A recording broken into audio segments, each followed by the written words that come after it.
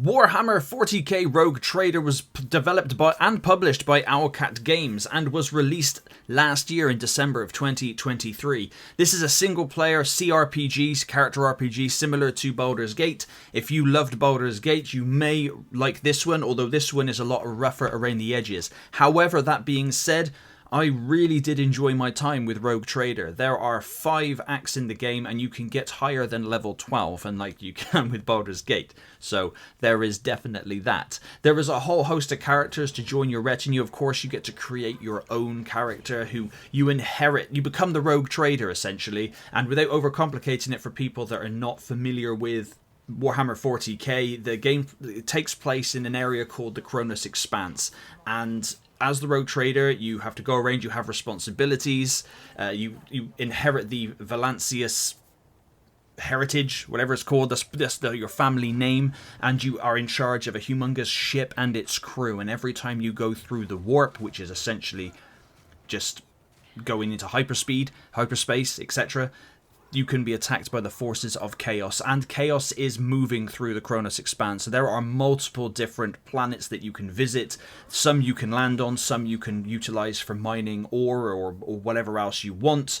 There is so much in this game. There's loads of side quests, loads of things to find. There are 3 separate sort of like systems that you can use to tackle situations, that being dogmatic, basically being merciless. You can be the iconoclast, which is more sort of keeping it in the middle, and then you have the heretics choices for the heretical, which is obviously very chaos aligned and very gnarly. But you can choose to do all these things. You can equip your character with different weapons and armor pieces, and also all the other characters as well. Some of the characters that can join your party can be missed very easily, which is an absolute pain in the dick, but the game just warrants multiple playthroughs for that alone. This is easily around 130-hour experience if you so choose. It is insane. There's some pretty good dialogue. There's not as much voice acting as there is in Baldur's Gate 3, nowhere near. There's a lot more reading to be told here, and some missions are done via, comes up with a book, and you have to choose your options, and you can actually die, and your game will end there if you choose the wrong options, which is pretty gnarly. Now, all of its good stuff aside, unfortunately, Rogue Trader suffers from a lot of bugs, and occasionally some game-breaking bugs where I was unable to leave the area to progress the story, so I'd had to restart a save and redo a battle in order to get out again because something happened that the game didn't like. It's very unfortunate. That does happen quite a lot. There's also quite a lot of T-posing from enemies after they've been killed, which for a time is quite funny, but after a while, you see it far too often. It can get a little bit annoying because the game is so good. It's so damn good. And before I carry on with what I'm saying, I'd like to point out that I think Rogue Trader is definitely worth picking up. It's got some DLC on the horizon, which is going to add and expand to the already meaty base game itself anyway, but please don't. It has obviously these issues with bugs and some minor issues, and the game definitely does suffer from some inconsistent frame rates.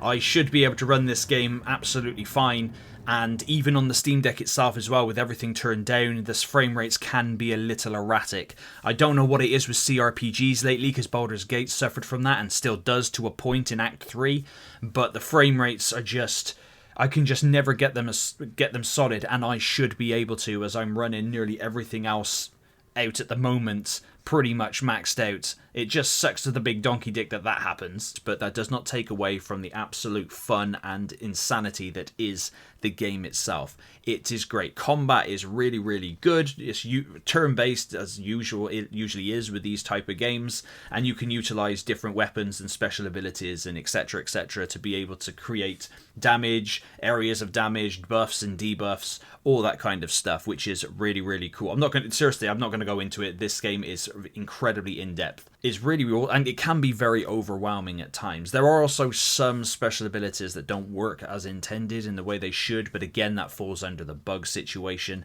But there's just so much in this game that I really did enjoy. And there is also the ability to be able to play it cooperatively with somebody. I haven't done that as of yet, but it's really, really cool. But you have a party of 6 characters in this, and if you equip them all to handle different situations, then it gets it can lead to some really awesome and very intense combat situations. And there's nothing scarier than following some random signal into a bunker and then getting jumped by gene stealers, which is something that I was not anticipating, and I had to just get my ass out of there because they were going to tear me apart. There are of course different difficulties for the game, and I played it on the easiest setting because I am that basic of a bitch, but I have so many games to get through. I just gotta kind of play it and enjoy it, and then I'll come back to it and play it at a more harder difficulty at a later date, so I'm not a complete sissy. But this game is just worthy of playing through again and again. Please check it out if you haven't. Rogue Trader is really good. Even if you know nothing about Warhammer 40k whatsoever, there's a really cool in-game encyclopedia where it will highlight specific words, actions, characters, whatever, and it will let you know. It will basically give you more information on it and just enhance your experience even more. There's the Eldari, there's the Drukhari, which are space elves and dark elves essentially. There's also the space, I nearly forgot to mention the space combat. There's also turn-based space combat, so not only do each individual characters level up, gain new equipment and skills, etc., so can your ship. Your actual ship itself can be upgraded. It's really awesome. It's really cool, and you can fight in space, and you can utilize obviously different weapons depending on which side, if they're on the port or starboard side of your ship. And yeah, it's really, really cool. There's so much in it. You can also manage different civilizations as well. What's the word I'm looking for? Colonies, basically.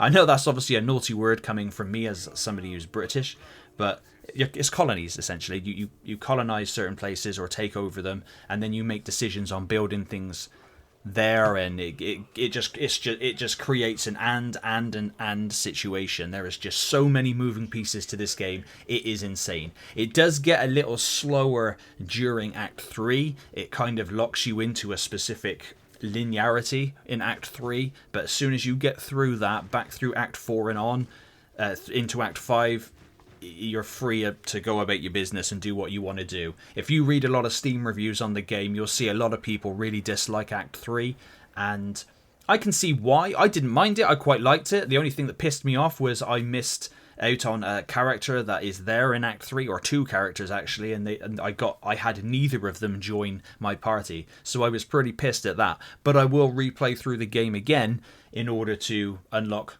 all that I can unlock. But please let me know in the comments down below if you've checked out Rogue Trader. If you haven't and you're a fan of CRPGs, it's definitely worth picking up if you can just get past the obviously all the various little bugs and glitches that the game still has. It's very generous with its auto-saving and its checkpoints, so it's not too bad. And the game does suffer from, it's very old school. It doesn't really it tells you where to go, but doesn't tell you where to go or what to do. Does that make sense? There's no markers on the minimap. There's no markers. The only thing it marks on the minimap is someone who is a person of interest that you go talk to, but it doesn't have an icon or a logo to say, no, you have to go here. This is where you have to go. So there were times where even I had to look up a walkthrough to be like, what the bloody hell do I do? Where the hell do I go? And I only resort to the internet to find out if I really cannot find out what the hell's going on. And it did confuse me a bit in the game. But apart from that, it is a solid Warhammer experience and a fantastic CRPG with some rough edges. But please let me know what you think in the comments down below, and as always, thank you very much for watching. Your reckoning is due. Swift and silent. This tedium has been needed.